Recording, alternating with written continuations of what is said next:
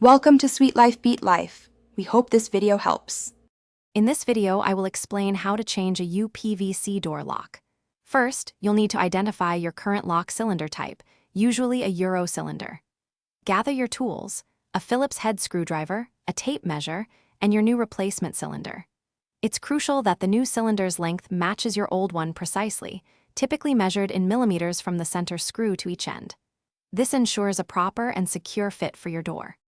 Now let's remove the old lock. Open your door and look at the door's edge, where you'll find a single retaining screw, usually located directly in line with the bottom of the cylinder. Unscrew this completely. Next, insert your key into the cylinder and turn it slightly, about 25 degrees in either direction. This action aligns the cam, allowing you to gently pull the cylinder straight out from the door. Be careful not to force it. With the old cylinder removed, it's time to install your new one. Insert the new cylinder into the door, ensuring the key is slightly turned, just as you did when removing the old one. This helps align the cam with the internal mechanism of the door.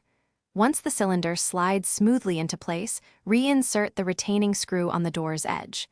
Tighten it firmly, but avoid over-tightening, which could damage the lock or door frame. Test the lock with the key.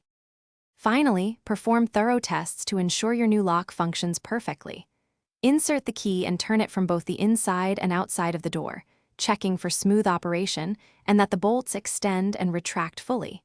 Close the door and test the lock again, making sure it engages securely with the frame. Listen for any grinding or sticking. A properly installed lock should operate effortlessly, providing optimal security for your home. Thanks for watching. Consider subscribing if we helped you.